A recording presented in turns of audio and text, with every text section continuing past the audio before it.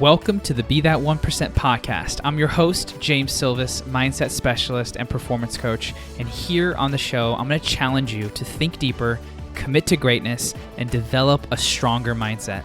You'll hear stories from those who are living life on their terms, and you'll receive strategies that will help you level up. So the question is, are you ready to be your own 1%? Let's get started.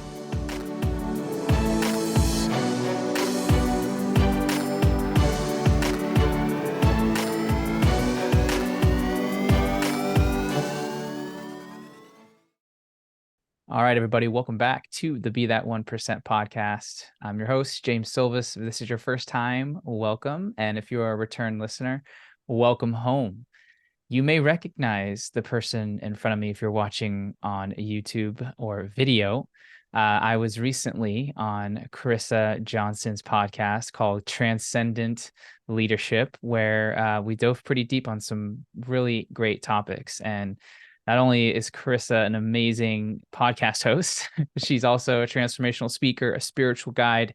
And I want to read a little bit about her backstory, who she is, because the message that she has is not only one that is needed, but also one that is unique and powerful. So Carissa has her master's degree in clinical psychology and is a certified shamanic practitioner, guided energy medicine facilitator, intuitive and healer, with over 8 years of experience in the field of transformation. Having worked with public leaders, CEOs, and high-performing humans, Carissa is devoted to assisting others with transcending their limitations, hence transcendent leadership, and rising to their fullest potential with more grace to create not only success, but sustainably. And she's shared the stage and also produced events with Michael Beckwith. Some of you may know him, amazing guy, Dr. Joe Vitale, Marie Diamond, Les Brown, and many, many others. But I'm excited for our conversation today because anytime we get minds like you on the show, I just know what comes from it is not only useful, but entertaining. So Carissa, welcome to the show. I'm excited to be entertaining and useful, of course. Thank you so much for having me. It's truly a gift and an honor to serve in this way alongside of you. And so I appreciate you making the space, and I'm looking forward to what comes through us today. Yes. All right. Here's your rapid fire questions. Are you ready? Okay. Yeah. Where were you born and raised? Las Vegas, Nevada. Yeah. Well, I wasn't raised. I was born, Okay. but I was raised in Chicago, Illinois. Got it. Side fact, Chicago is the worst city in the country for traffic. You're just going to say period. I was like, whoa, this is a great way to start a podcast. No, that traffic is on another level. Oh, it totally is. Yeah. Second question is, what's a philosophy that you live by? There is wisdom in the voiceless, AKA nature, in the silence, in the space between each moment, in the breath. There's wisdom in all of that. That's great. What is a recent book that you have read that has offered immense value for you? What's a recent book that I read? Right now, I'm reading It Didn't Start With You, which is a book about ancestral trauma. And I think that even though I'm in a really good place in my life, I'm digging deeper into where are my own limitations and noticing how there's patterns that I've carried with my success that are related to my father's lineage. So it's a really, really deep and profound book of understanding ancestral trauma on a deeper level.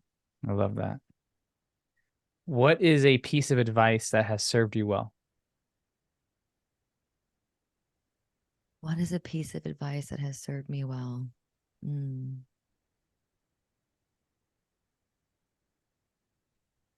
I don't really like advice. So anytime I actually hear somebody give me advice, there's an automatic repel. So there's probably a reason why it's hard for me to access that right now. But I would say overall, it feels very simple, but that you can't quit on your purpose. You know, in the space of performance and self-actualization, like as long as we're continuing to move forward, like there's a purpose in that.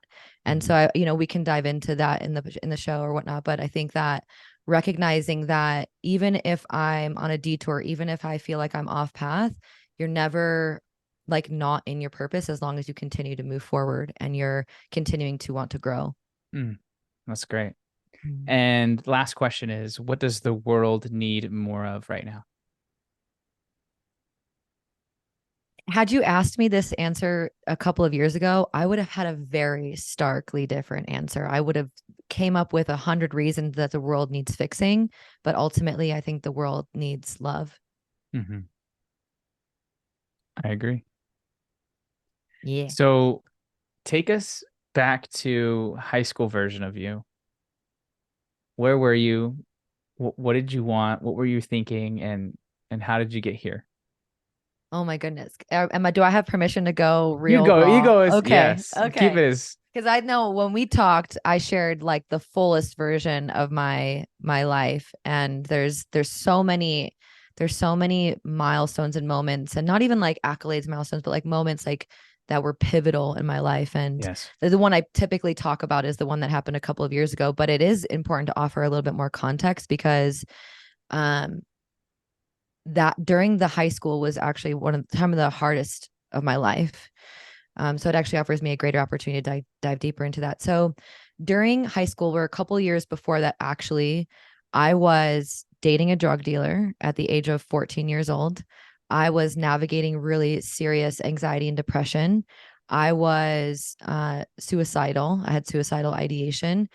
I was, I, I don't, I like, I went to school less.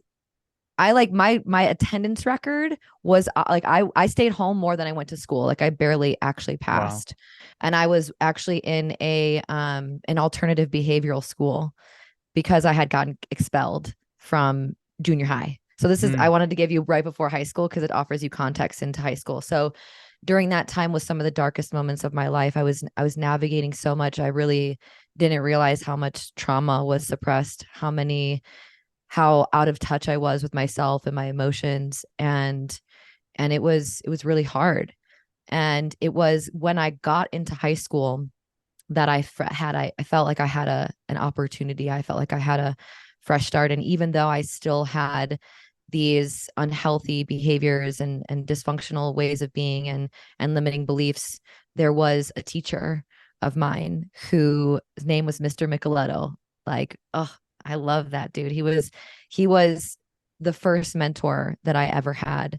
And he was the first person who really was able to see me in a way that I had never seen myself, and really offered me some very healthy reflection around my writing, around my presence, around my brilliance, and really gave me an opportunity to see myself and the world of possibilities in a new way. And throughout my years in high school, I started to actually believe in a new world. You know, prior to high school, I had friends that were dying from substance use, particularly heroin and meth. The junior high that I was in, the high school I was in, was infiltrated pretty badly, and people were getting pregnant at very young ages. And so when I got into high school, I felt like I didn't even want to be there. I felt like I didn't have an opportunity to go to college. My parents couldn't really afford it. They were divorced. It was my future looked very bleak. And so when I had somebody that was an esteemed a professor or teacher and renowned just thought leader in his own right tell me that he saw something in me, it shifted something in me. It unlocked beauty that I was not able to see. It was almost like I was looking through life through these dirty, like film covered goggles, almost as if I like went to Burning Man and I came home. That's how I felt. And somebody came over and they like wiped a cloth off of, and wiped a cloth on my goggles. I was able to see the world differently. And from that place, he challenged me. He stayed with me after school. He really invited me to um to start challenging myself and channel all of the energy that I was placing into getting into trouble, into substance use, and channel it towards something that was like in a way, like a healthy addiction. Because at the time I felt like I was really abusing substances. I was really getting a lot of trouble. And as I started to channel that energy in a different direction, because I have a lot of that, and typically Mhm. high performers have that like subtle, like obsessive or hyper focused quality, which is what makes Anxious them energy. Yeah. yeah, which makes them really successful. It was channeled in a wrong direction. And so when I channeled it in a different direction, I started to see, oh, I really actually do love learning. It's just not about these things. And I do love writing, but I just write differently. And I started to apply myself in a different way, which ultimately got me into college. And I'm a first generation college student. I'm a first generation graduate school student. So I ended up getting my master's degree in clinical psychology. And throughout that time, I applied some of these same principles of like meeting these edges, challenging yourself, sitting with anxiety and discomfort, getting into spaces where you're around people who actually see you, receiving that healthy reflection, like looking at failure as an opportunity, as a lesson, and not something um, that you need to internalize as something's wrong with you. And, throughout grad school, just really held leadership positions and won awards for Dream Girl, Greek Week Queen, like all of these things that I had never thought were possible for me. And it really gave me a taste of what I believe that everyone kind of wants to feast, is this aliveness, is this possibility of potential of what is actually inside of me that gets to be birthed out into the world. And so that's why I became really obsessed with psychology, and then became spirituality and healing, and my evolution grows because I went through it firsthand. My life was in a very different direction, and Yeah. with a lot of these things that we'll talk about, it went in a completely different direction. And so that's a little bit about the journey. And I could go deeper into it, but I'll pause there for a moment. Yeah. The cool thing, there's a couple of things there. One, I think someone, usually a teacher at some point in your life, has impacted your life in a way that is supportive. It's a common theme that I kind of hear from anyone that I talk to that has done has been successful. It's like one person believed in them enough to like instill just enough confidence to like take a leap. And I know that was Dr. G for me, and it sounds like your teacher for you. I would just encourage anyone listening to reflect on who that teacher might have been for them, and to potentially send a thank you, or find a way to let them know that impact if they haven't already. That might be a cool little exercise. Um, and then as I'm listening, like the psychology part, I can relate to you on just like wanting to understand how to think deeper, or why you do what you do, or why everyone else does what they do. When did the psychology piece transition into the spiritual component? Yeah. So that's perfect segue, because it really, like, right after I got done with grad school, I knew I then needed to get my master's degree. I was writing my master's thesis, and it was on happiness.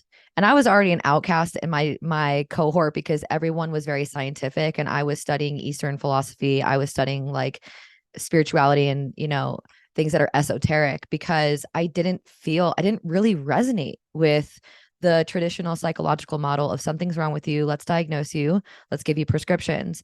And I Mhm. don't knock Western society or Western medicine or anything for that, because I do believe that some of that is actually needed. It just felt like we were missing information. We were missing something.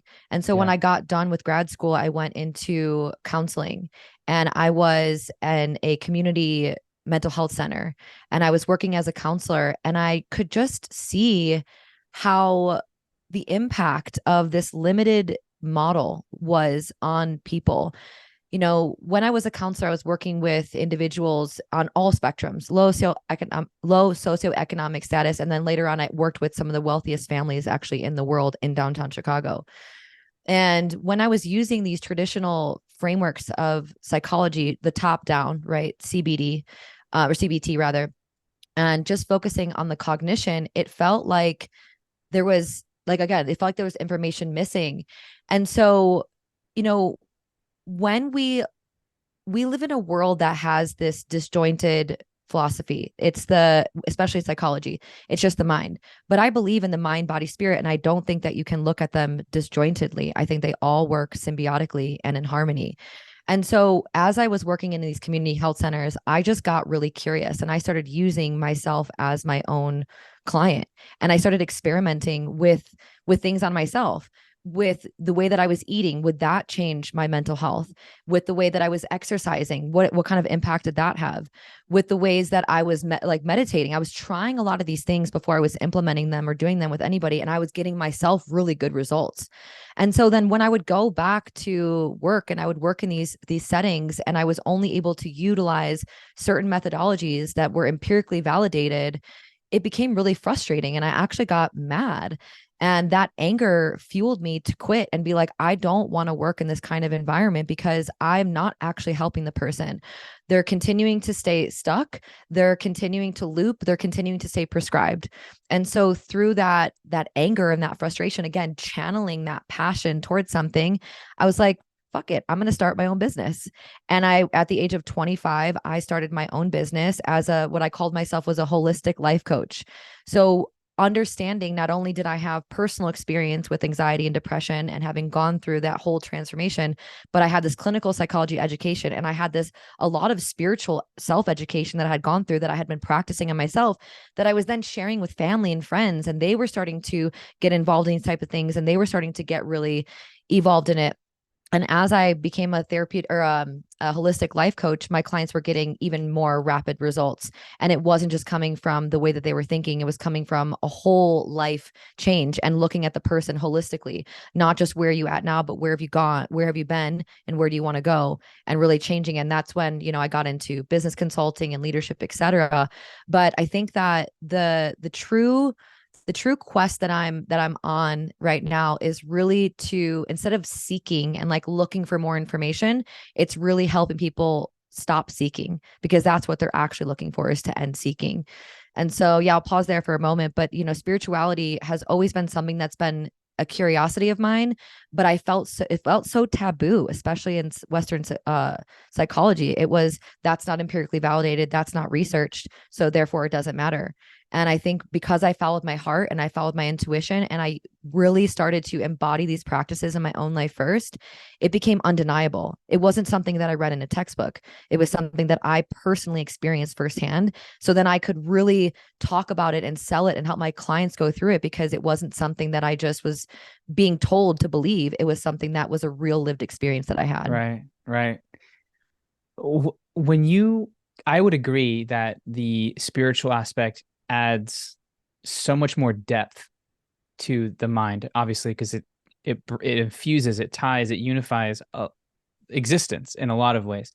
What was like the main behavioral thing that you saw when you started to incorporate more of the spiritual aspects and practices, that the psychological framework could only go so far? Yeah. Like what was the result? Like what was the result of the Yeah, behavior change? like Yeah. did you notice like like that when they changed, it was a sustainable change? Did you notice that like their happiness increased? Did you notice that their relationships completely changed? Like what were like some of the major things that you're like, wow, I know it's working for me, but it's really cool to Yeah. see that it's working for them too. Yeah, the real markers of change. Yeah. So a couple things that come to mind for me with this is that when I was doing just traditional psychotherapy with people, they would come to me with a very specific problem, and we would make progress on that specific problem. But then every other area of their life, they were still suffering. So it would be like, okay, my relationships, or okay, my finances, or I'm feeling anxious, but then every other area of their life still remained the same.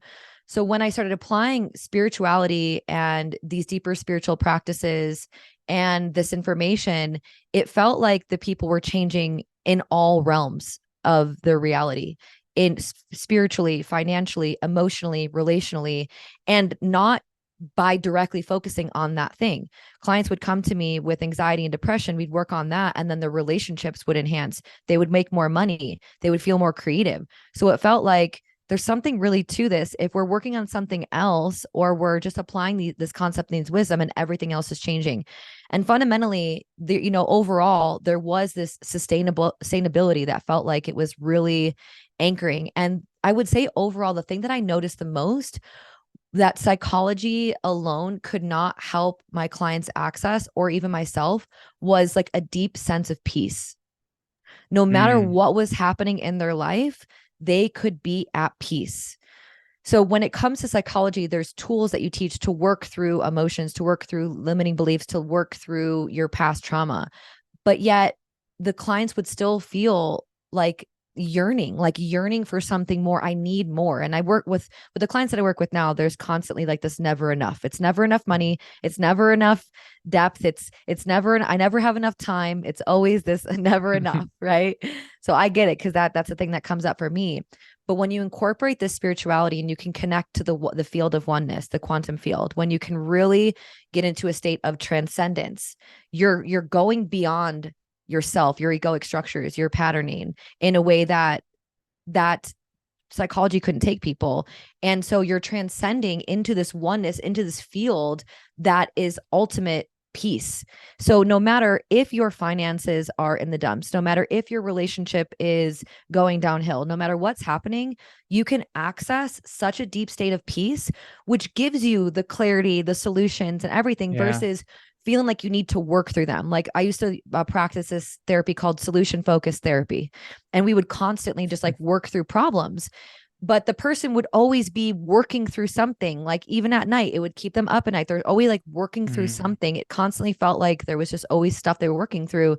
When you incorporate the spirituality and primarily also the body, when you can access this deep state of peace, you aren't looking to solve problems. They kind of solve themselves in a way. The answers come to you. The idea drops in. You attract a person, like based on the laws of the universe, these principles. You attract a person. A synchronicity happens. That's what spirituality is. It's based on these unseen worlds and unseen realms that goes beyond anything the mind could ever really comprehend. I love this. So the psychological practices and frameworks operate off of I need to know. I know this, I know that. Where the spiritual aspect is like it isn't so much about knowing as much as it sounds like it's about surrendering.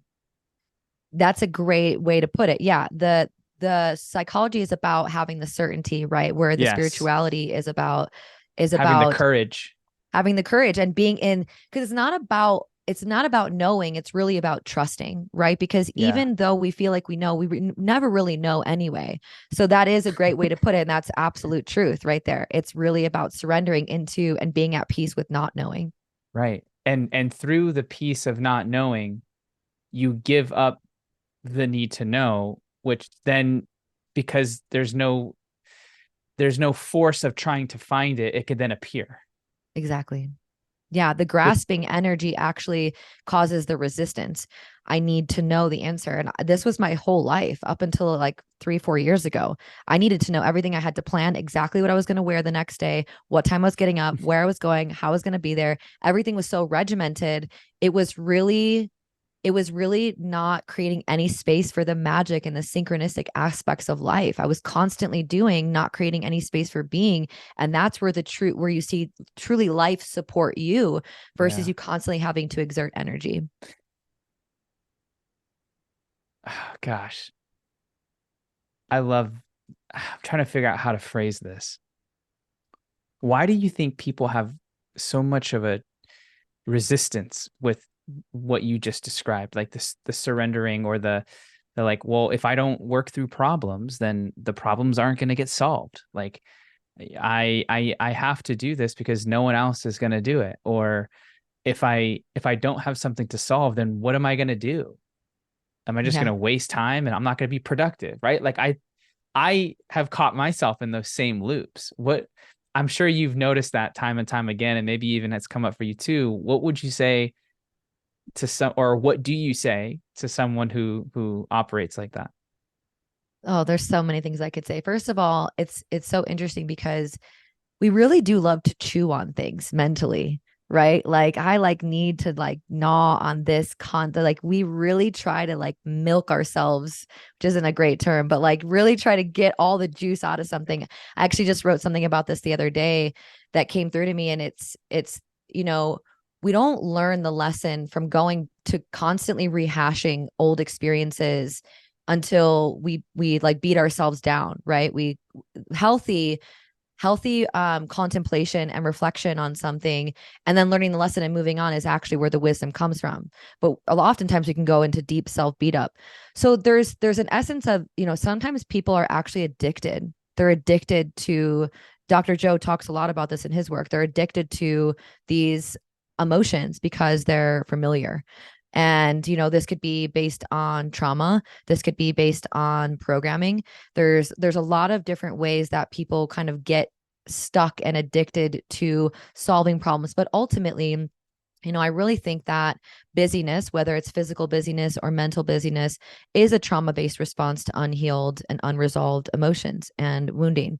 And we live in a world where we're just starting to get to a place where people are understanding the need for emotional intelligence and emotional processing work on like a really deep somatic layer, not just thinking or talking about it, but through and through. So I think that people really struggle with this because it's kind of the way that we've been programmed.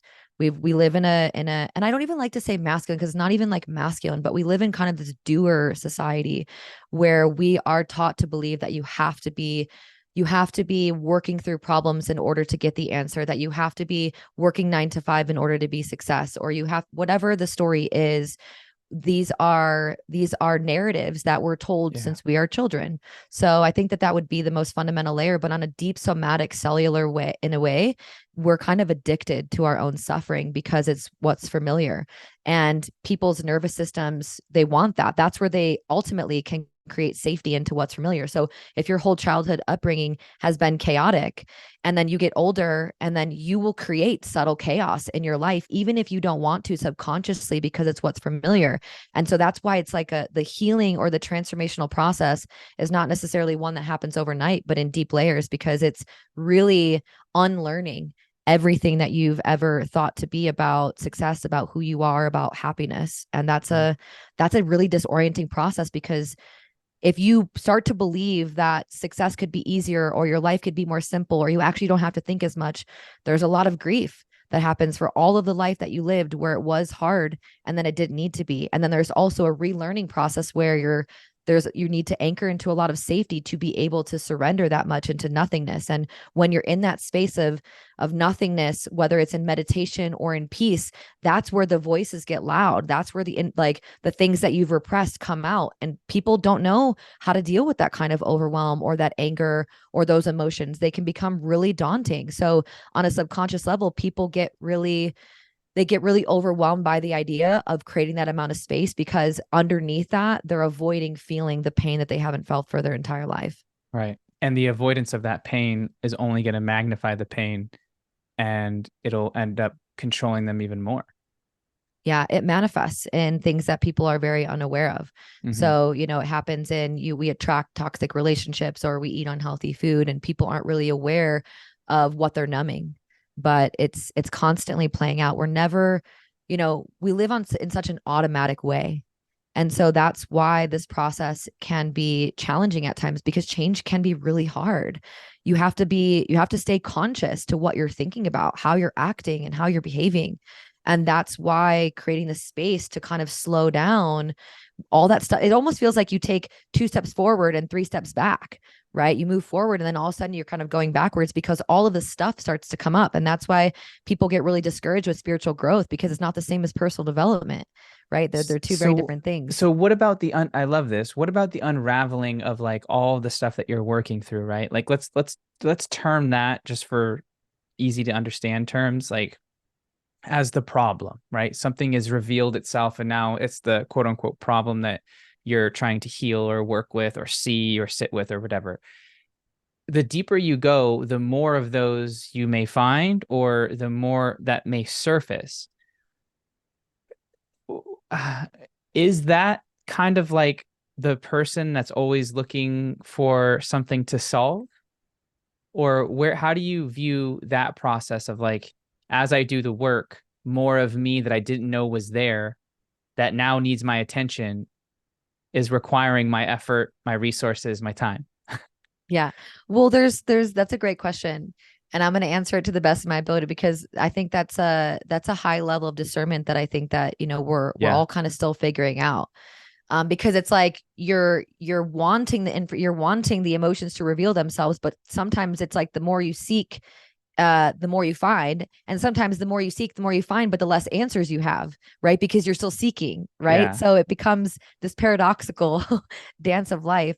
But what I can tell you that's what's true is that something that I've realized is there's this thing called the healer's trap. And people can often really get stuck in their own looking for more things to heal. And then that becomes the ironically, it becomes the way that they're avoiding feeling the thing is they're looking for more things to heal, but not actually feeling the feeling the Yeah. emotions that they want to feel, they need to feel, right? But they're looking for it. And so you can, which is usually a lot of the people that I work with, they're very aware. They're aware of their patterns. They're aware of their limitations. They're very aware. Awareness is not where they're stuck. It's the actual dropping into the body and feeling the emotions. So somebody can come to me and say like, oh, I'm aware. I'm like that. I'm like that. But they don't have the capacity to really like let the full emotion express. So, but they get stuck in it.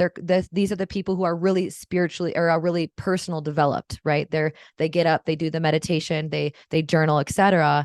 But they're also the people who are really feeling like there's something missing in life because they're not feeling. If you prohibit yourself from feeling pain, you also prohibit yourself from feeling an enormous amount of pleasure, right? You can't just cut one off, right? It's your capacity to feel all of life. It's the aliveness that we're all kind of seeking. And so the question that you have is one of really advanced awakening that, takes a lot of conscious awareness to understand, am I seeking something just to look for that's wrong with me, or is there something that's revealing itself? And kind of to go back to what I was saying a moment ago is there's the healer's trap. And so people kind of get stuck in that. And what I really have noticed more than ever before in the last couple of years of doing this work is that play is one of the deepest and most profound medicines and pattern interrupts of all time, because high performers can be very regimented and then they can get stuck and very rigid, right? And then so they become controlled by their rituals and all their yes, right. And so it's no longer, I think I think it was Dr. Joe said this. It's like their personality creates their personal reality, but then sometimes the opposite is true. Their personal reality, all their regiments and habits actually then come backwards and then kind of control them, right? So play is a great pattern interrupt where you like, this is where some of my clients get out of town. They go to a concert, go do something that is totally out of the ordinary realms of what they would normally do to kind of shake things up a little bit. And that's one of the deepest medicines and one that I think is some of the hardest for people who are very peak performance-esque.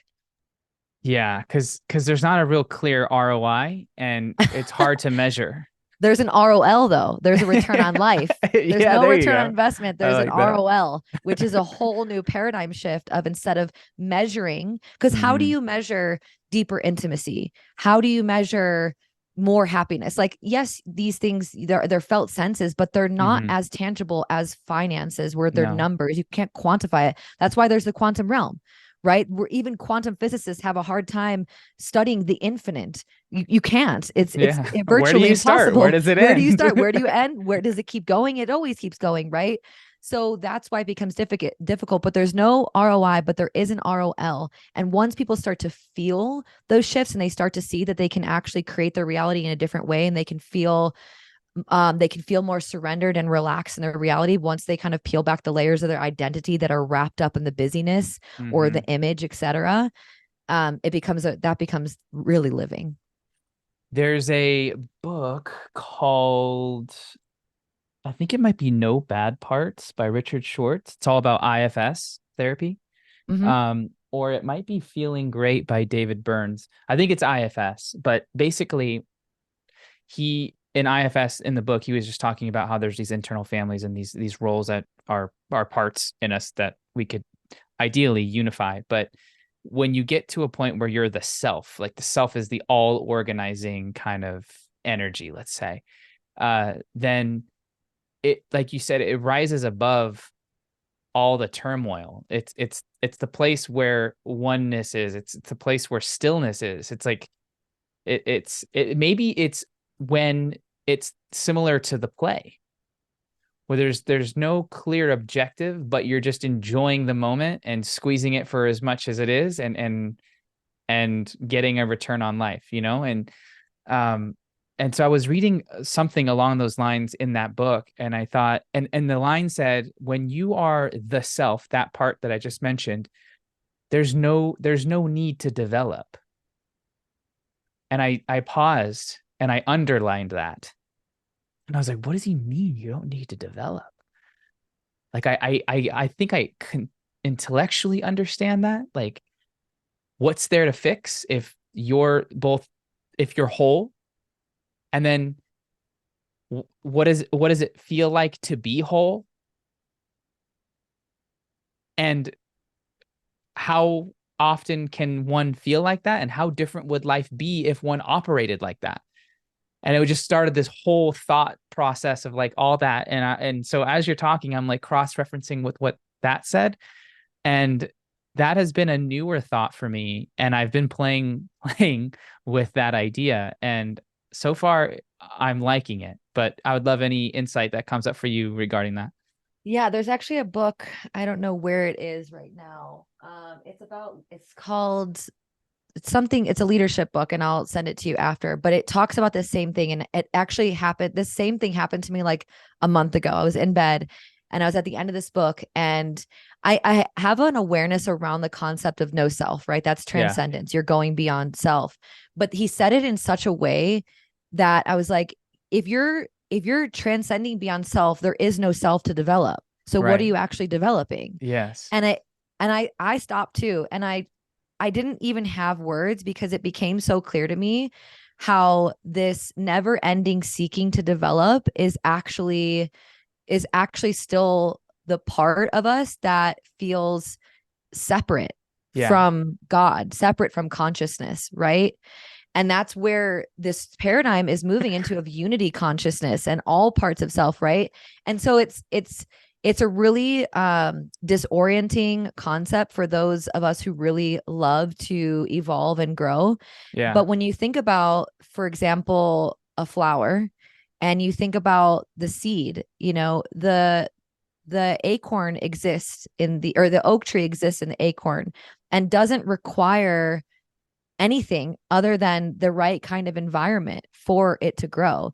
And I think that we're realizing more and more that there's so much inherent development that happens naturally if we just continue to move in our lives. And the going beyond self in such a way where we don't develop is something that I'm still kind of grappling with, Mm-hmm. because but it is this new consciousness that we're stepping into, right? It is Mm-hmm. essentially even a step beyond transcendent leadership. It's just transcendence. Yeah. And so that's really foreign for some people, of like, there is no self. So what am I actually developing? Yeah. And so, So and I don't then, know. so what do What I are the, do? yeah. So Well, then it's it's not even about nothing. doing, it's It's, about it's about, being. it is about being, but then but here's the thing too. I'm such a doer too. And so this, but I'm like a double Aries. So there's always this like action oriented part of me that just loves it. But what I've realized is I don't have to exile the doing. I don't have to shame the doing. The Mm-hmm. doing comes naturally from the being. So if I just focus my energy on the being, the doing happens from an inspired place versus a forced place. Yeah. But the being is actually, the energetic signature that we add to this consciousness that we're all weaving together. And so there's a lot of beauty in that. But yeah, I mean, I'm So still here's locked what back here's up. what's coming through with me for me. I've been thinking about what causes someone to move in a direction, right? And let's call it motivation or drive. And I think in order for someone to move, there needs to be a lack, a gap. Mhm. Otherwise, why would you need to move? Right? That Yeah. that that's where what I think about. So either I don't have enough money, so I got to go make some cells to get money, or my relationship isn't where I want it to be, so I want to do this therapy thing, or I want to have this conversation, or whatever. I don't have the body weight percentage that I'd like, so I want to do something about that. And so there's like it's stemming from a lack which drives someone to move towards something that they want, ideally. When I think about this being, I think about, if there's nothing to develop, I'm full, I have everything I need. There is no lack. so there is no reason to move. Part one of that thought experiment. But then there's choice. So although you have everything, and this is where it gets dicey, then it's like, I'd like to experience X, Y, or Z. And maybe you could argue that that's lack because you're not currently experiencing it, or this is where probably my limited psychological side is coming through. But then then I'm thinking, okay, if I want to experience that, I'm going to experience it with more of an abundance of life, of ideas, because of the more of the wholeness that I'm coming from is flowing into the action and the direction that I'm heading in. Therefore, raising more of the energy in the room, the frequency of the people that you associate with, and this is kind of like think your way into growing rich first, is like the identity shifts and realizing how powerful you are. And maybe that changes a lot of what you do along the process that yields the manifestation of the thing that you're wanting to experience. That's where my head goes as we're talking about this. Poke holes in that or add what comes up for you. You know, what I've thought about was the traditional Tony Robbins methodology that you either move from inspiration or desperation. Mm-hmm. But when you really think about what we're talking about here, which is that when you're in a space of wholeness, there is no lack. Right. There is truly no lack, right? So what causes people to motivate or to move? But essentially, we inherently have a deep desire to grow naturally, right? So I think I'm in a similar camp with you as well, where I also believe that there is a curiosity that people have towards what else is possible from their creator, from the creator that is them, more from a place of I'm trying to fill a void, or there is a gap, or something's wrong, or there's a lack. It's kind of like this place of what else is possible and what else can we experience. And that I think is the place that is going to be where we're likely heading in this next evolution, because people are going to, I don't know, like right now we're in a very transitory period in the collective where there's a lot of suffering, there's a lot of layoffs, AI is taking over whatever's happening. And while I think these next couple of years are going to be really challenging for us as a collective, I do see a more harmonized utopian world where we go back to maybe a way of really understanding our deeper values and getting back to a simplicity of working in harmony, of coming together.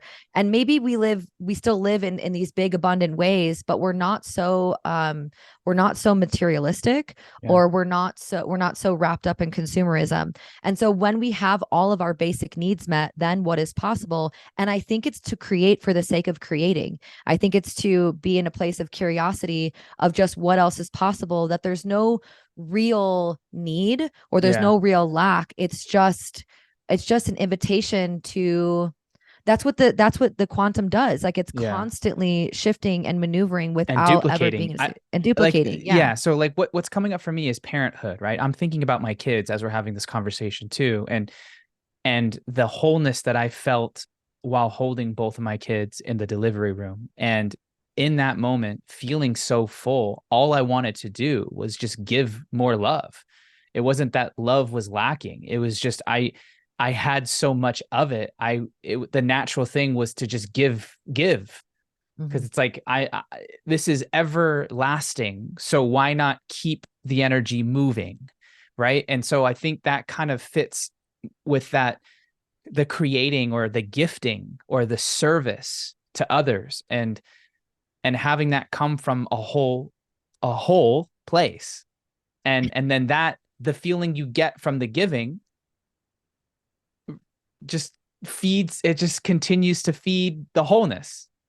So much so that everyone is leveraging their own collective genius, and we continue to create new, innovate, collaborate, and have better quality of lives where we don't get in our own heads and we don't buy into our limitedness and our lackness. We embrace more of our fullness. Yeah, I think back to, when I was studying emotional intelligence, there's essentially these three brain states. There's a survival brain, there's the emotional brain, and there's the executive brain. When we're in a state of survival, we don't have enough money, our relationships are suffering. We're not thinking about innovation. Um, we're not thinking about giving. We're not thinking about how do I love this person more deeply. We're thinking about this semi-narcissistic egoic place of like, and narcissism not in a way of like, so narcissism means like self-absorbed, but in a way of like trying to take care of themselves. There's a lot of deep insecurity there. And, so Self-preservation. Yeah. self-preservation, right? So when we have our basic needs met, when we're in a state of survival, when our emotional needs are met, our well-being, we're in such an executive brain state that there's so much brilliant untapped potential that actually exists there, that I think that what we'll see over the next 5-10 years are things that are so unfathomable, because we'll be in a place of more, again, more harmony and community with each other, that there will be overflowing desire to create, to pour into each other, to work together.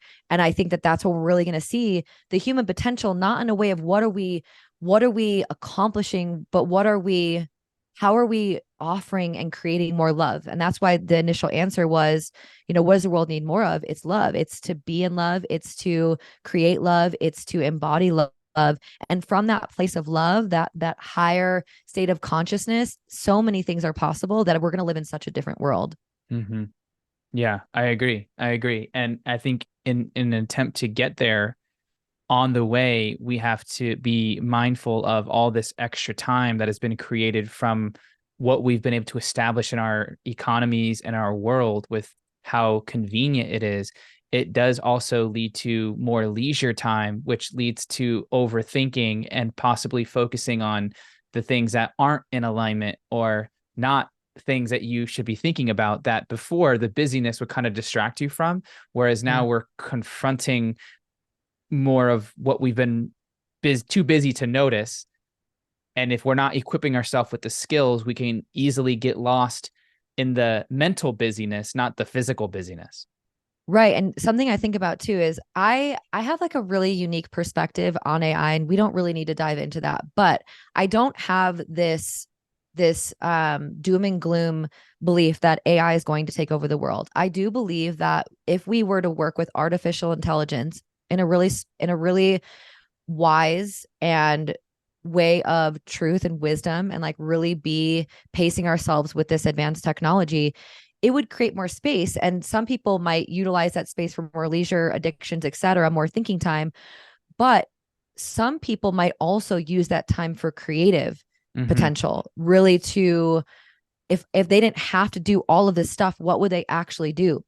And so I think that one of the biggest challenges, one of the biggest epidemics that we're facing right now is actually disconnection. And in a world of social media, in a world of technology, we sort of live out of this guise that we're more connected, but we're actually more disconnected from our bodies, from each other. And we see more and more suicides and more alcoholism, et cetera, because people are utilizing their technology in a way that is pulling them out of the stream of consciousness, their creative potential, their soul wisdom that wants to come through. So with this leisure time, if people actually tuned in and got in that quiet space, got into nature, I think we would continue to live in a really beautiful world. And so I feel that, during this time when technology is getting more advanced and working with AI, if we can recognize what comes up for us in that space between, and we really come to resolution with these emotions, and we're not distracted by technology, and we get into nature, again, I just think that we'll live in a very different world. Yeah. What would you say are some of your like most suggested spiritual practices to begin entertaining, engaging with, playing with some of the concepts that we're talking about, that you would suggest, and maybe even correlate that with what you've seen work for the clients that you've been able to Mm. serve? Yeah. Some of the things that I suggest are the most simple, and they drive my clients nuts because my clients want 5-step process and framework. How is this going to give me an ROI? How is this going to Mm-hmm. better me? How is this going to fix my company, my organization, right? They're always wondering the how. And so it, it pisses them off when I tell them that. And the one of the things that you asked me at the beginning was, I forget the exact fire question, but the question that you asked me helped me go back to the truth that there's wisdom in the unseen worlds. And I think that our disconnection from ourselves is a direct mirror for our disconnection from Mother Nature. And Mother Nature is actually, where we are able, she provides for our life, right? In the Schumann resonance helps us ground and be regulated, provides us water, oxygen, fresh air, food, etc. And so we're so disconnected from ourselves and to Mother Nature that's one of the greatest issues on the planet, right? I think through technology, etc., that's happening. So one of the simplest spiritual practices that I have my clients do is go on a nature quest and to put their phone away and to get out into nature, but with no agenda. We're not going on a hike to 10,000 steps and to peak this mountain. We are communing with earth that is a living and breathing energy that provides for us, that has wisdom and information to tell us. But when we're getting these dopamine hits from our technology, we're not able to hear this wisdom. So one of the simplest practices I have my clients do is go out into nature. Some of them are like, I live such a fast-paced, busy life, I can't do that for a weekend. And I'm like, okay, how long can you do it? So we'll start with where they're at based on how busy their lives are and how deep they're willing to go with me. But the clients that are really able to do this, like I just did an immersion with a client in the mountains a couple weeks ago. For 3 days, we were in the mountains with minimal technology, not even like music or anything, no phone, no TV, no computer, no work, nothing.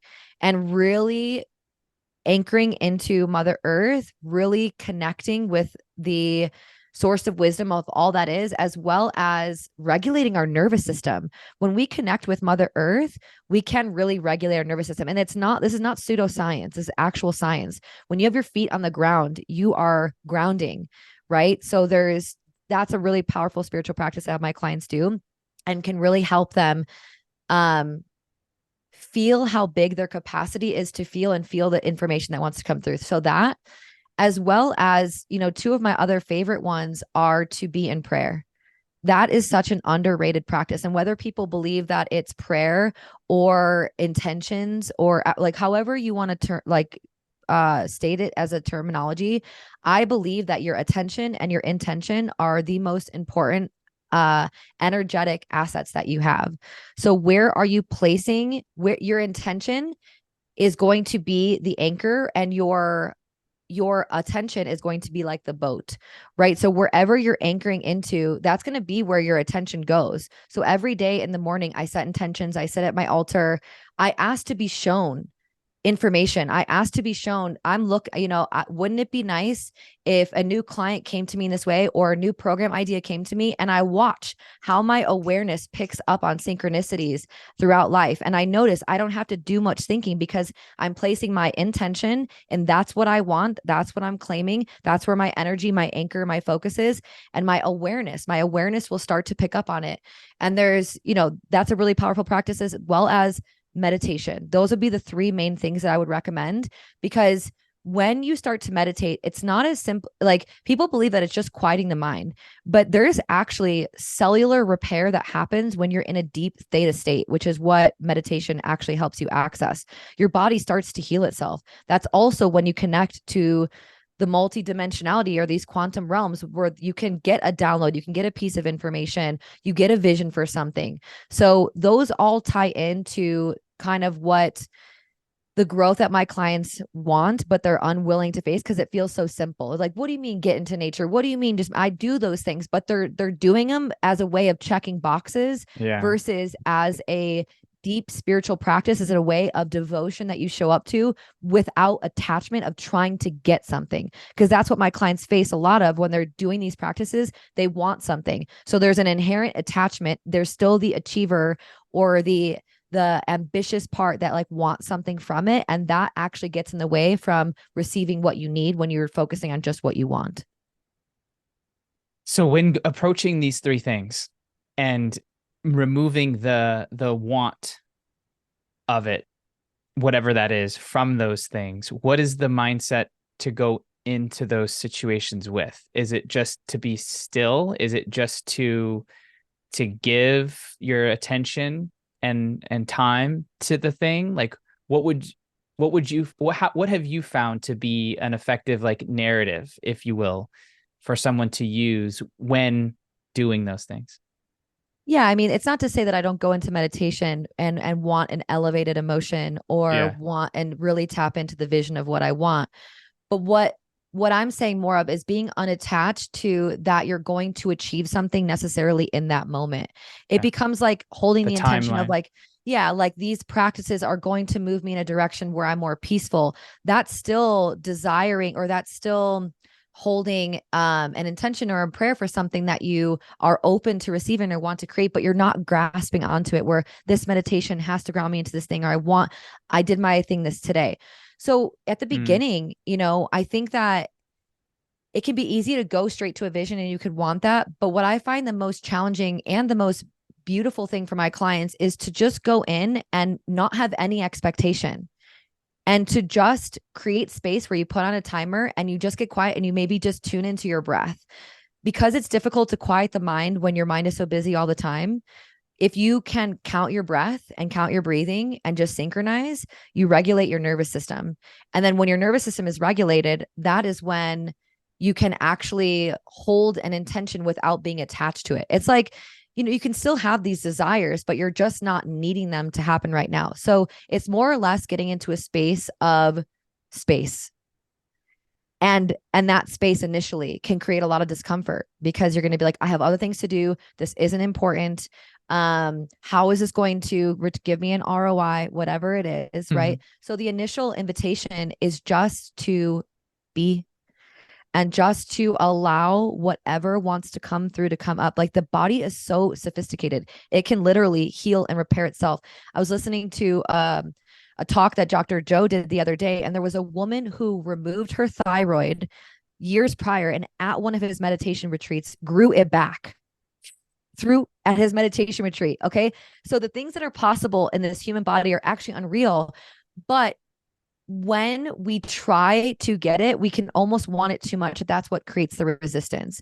So when you just go into the space of allowance, your body will naturally have an inspired intention or desire or a vision that comes up, or maybe there's emotion because the body's intelligent, it holds a lot of wisdom. So initially I would just start out with creating space, put on a timer because that will help you relax and surrender, and just kind of see what happens. And then when you're done, notice, I saw colors, I felt pain in my heart. Just start to notice what you feel in these sensations. And then as you go deeper, you can start to play in the realms because you have a little bit more advanced Yeah. way of diving into it.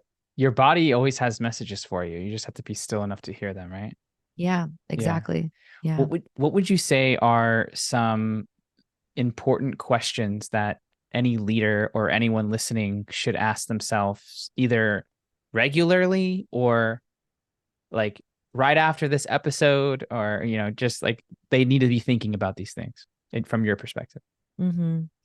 One of the things that I think about often is how much denial there's been for intuition and heart wisdom.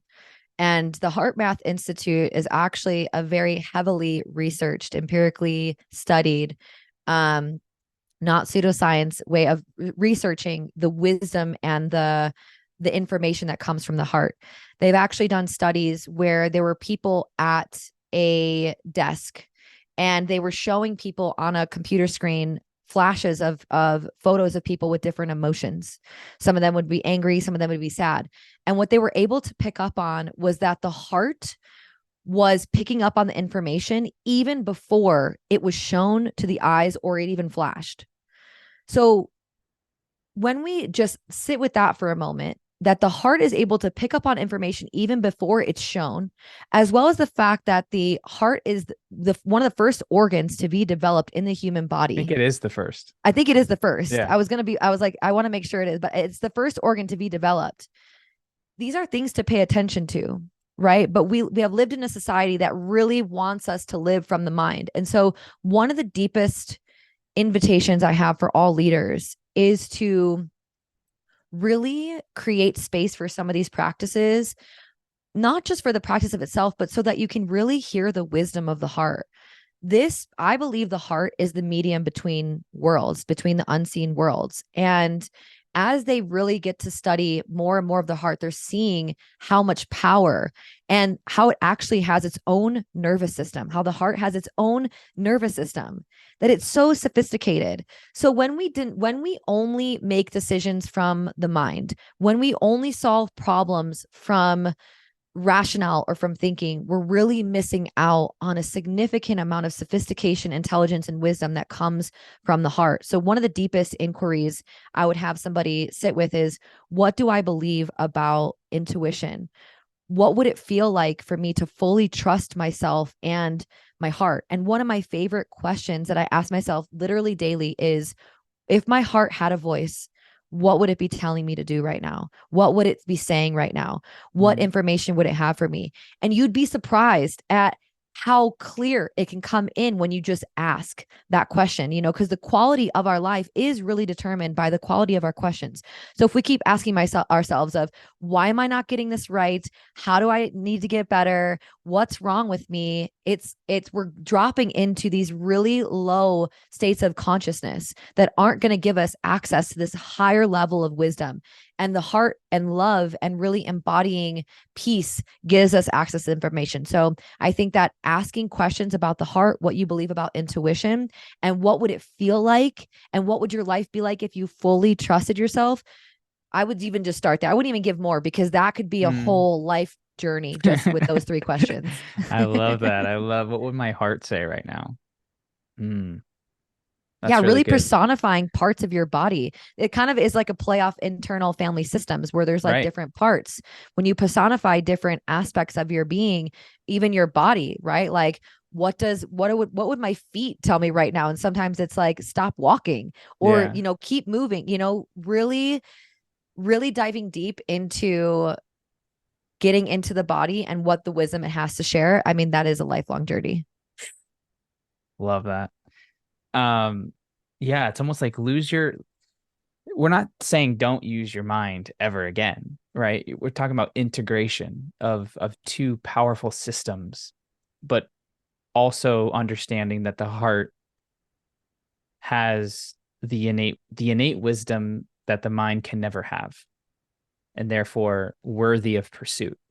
And I forget who said the quote, but it's like, the longest journey one person will ever take is the 13 inches from their head to their heart. And it isn't until you drop in there that you become the things that you're thinking about. And also, I love how you said merge worlds. Like, I know when I'm like a post ceremony, right? Or like a very spiritual epicenter, or like certain songs or music can put me in a very aware, present state of mind where I feel that I'm totally in my heart. And when I'm there, my communication is completely different. It's way more in tune. I have more courage, but I'm more still. There's no real agenda. The whole point is to understand and to connect.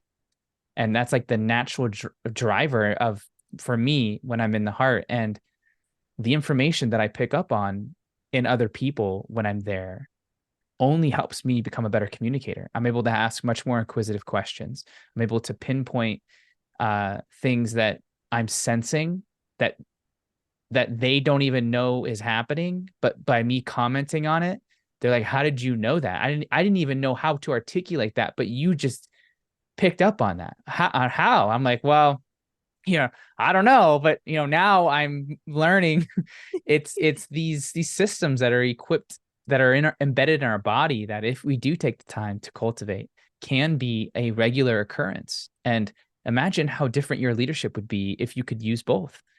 If you could entertain someone's logical thought process, but tap into the heart and go deeper into the spiritual side of things, which offer way more meaning and much more soul connection, which could create more loyalty, trust, productivity, you name it. Like, so much more upside when you have both.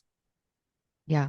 I think that's a beautiful way to put it. We don't want to exile this really advanced technology that is our mind and is our brain. We just want to bring it into wholeness and holistically to look at the whole mind, body, spirit connection, how things are working in harmony. And so you're absolutely right. I totally second that.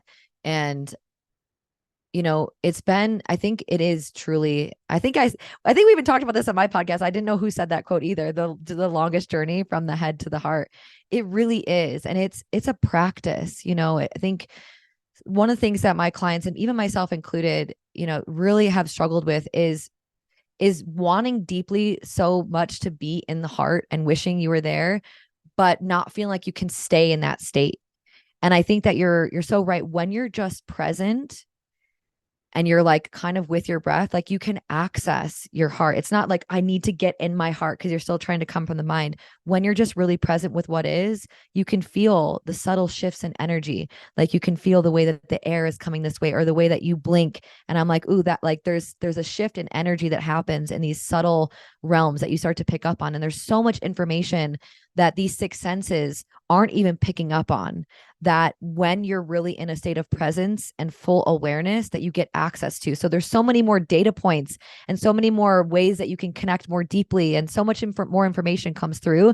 It's literally like Aladdin when you're like riding the magic carpet and you're living in a whole new world. That's how I feel when I'm connected to my heart. Oh, you're muted.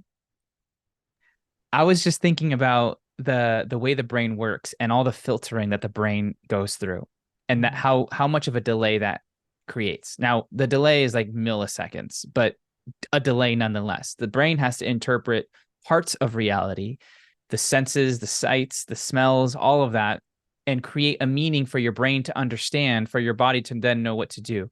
That's a lot of processes going on.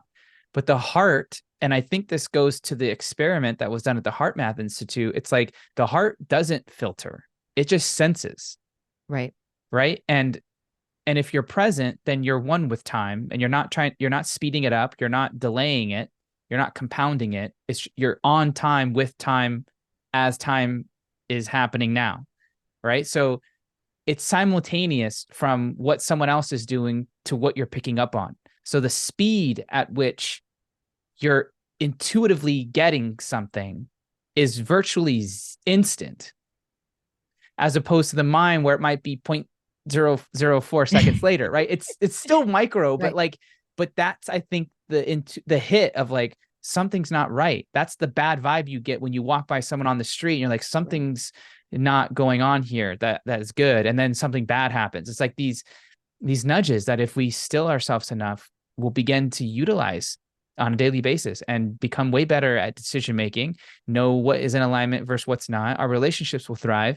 And I think the quality of our lives, most important, like you said, is going to be, I don't know, it'll only go up. It'll only get better.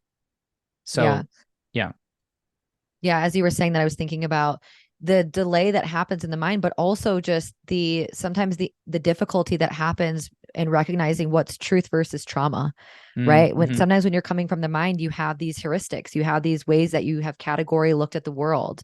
And sometimes there's an availability heuristic. You start making decisions just based on what's the most available or the thing that happened to you recently, when it might not actually be in truth. So we're able to really live in a more unfiltered way, because there's like the utmost absolute truth when you're sensing things from here versus the ways in which the mind is trying to keep you safe and help you survive in a world. So I think we're able to access just so much more truth from that place as well.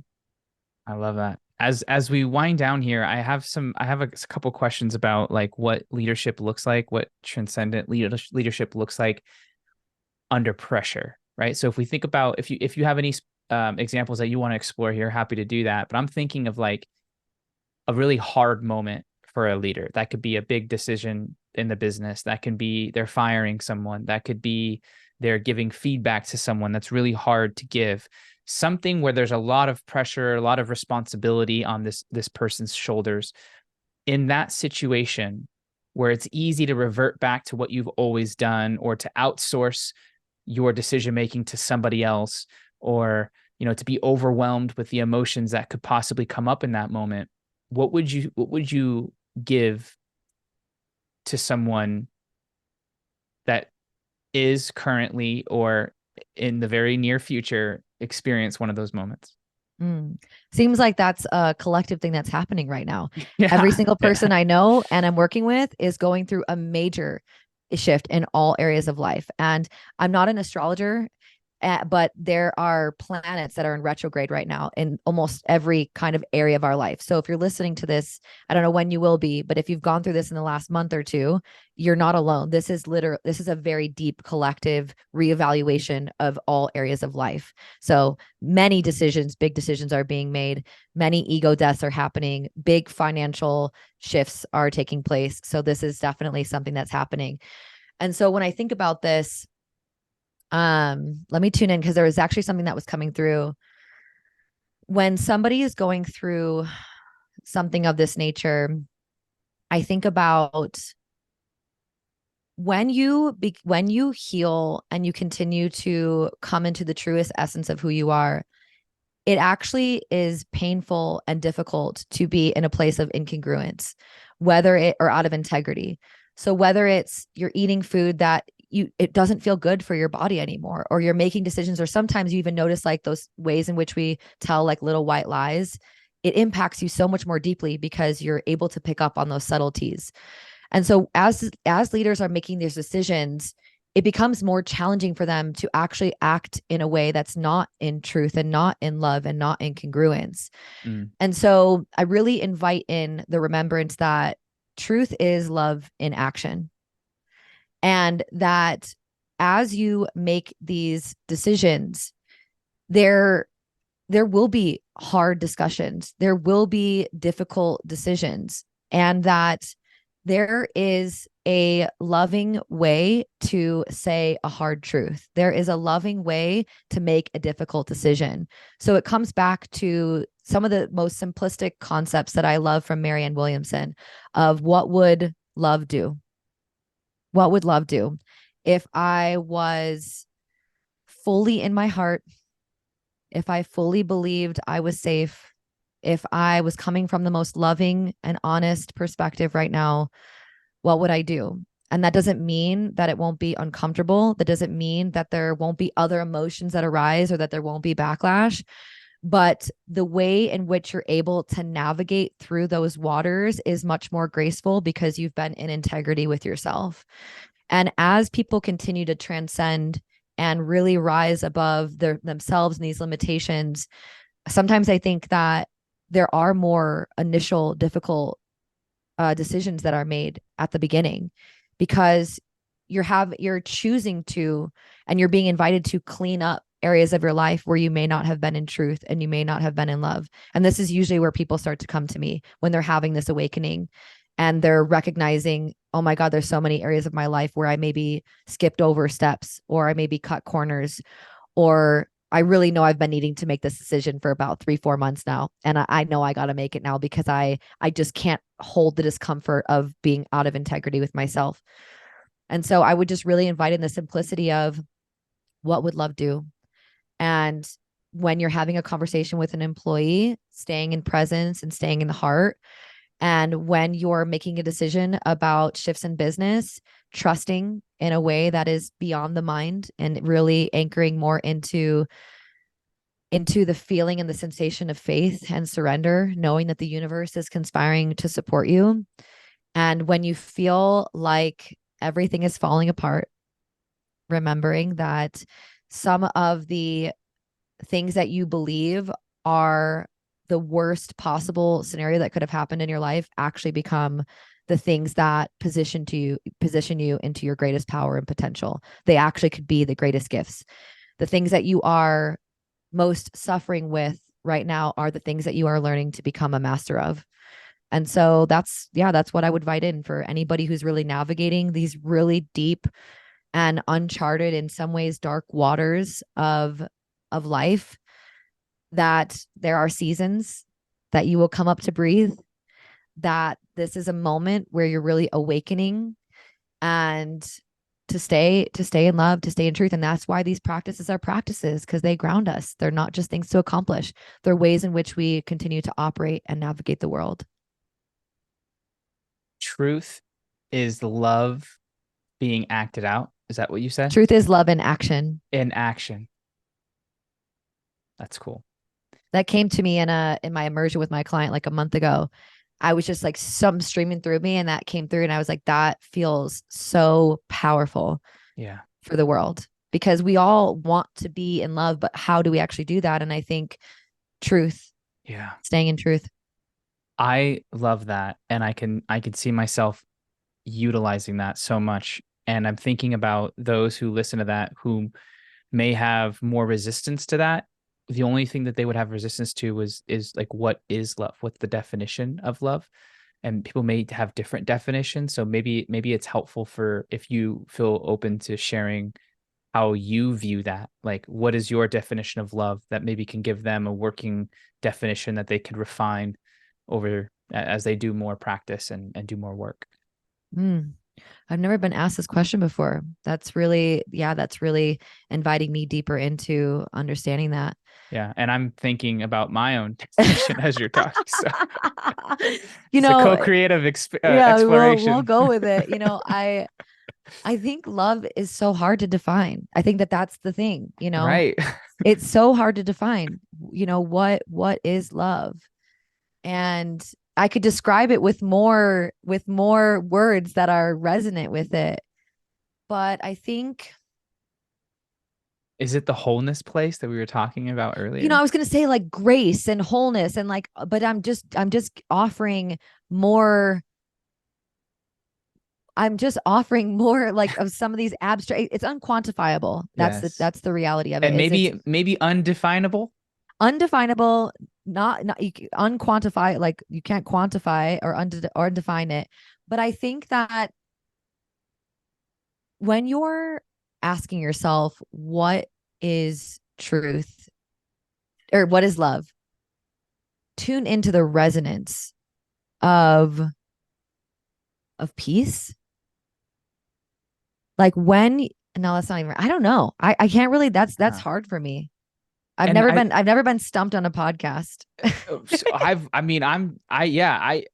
felt I needed to ask the question because I'm wondering it. So if I'm wondering it, I got to imagine someone listening is wondering it. So I'd rather try and wrestle with that right now than to have someone go unanswered. And not that love is hard because I think everyone at one point has felt it. Yeah. And could kind of go back to that moment in time and maybe through that come up with a mixture of words to formulate a definition. But it's also a source of all kinds of conflict because people have different definitions, right? And it isn't until we have a universal definition for something that it could truly be embodied by everybody. But I don't know if that's possible. And maybe the definition is just the presence. And it's a look, it's a feel, and it's operating from wholeness in a moment with another person. But then it's like, well, what about kids? And what about your spouse and your family?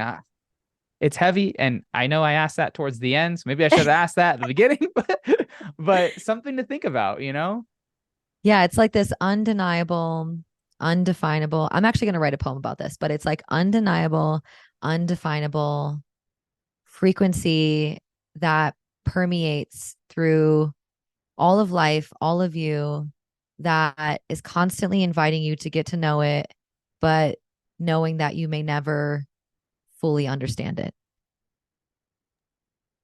Let's go with that. Okay, let's go with that. So what would that do, right? Like, and what would that do? Yeah, and I think it's just be in your heart and tell the truth, and then over time it just builds and builds and goes deeper and deeper and deeper and refines over the process. But Carissa, thank you for your heart, for your presence, for your mind, for the work that you've done, and your viewpoint on the world. And thank you to all those that have inspired you to continue the path.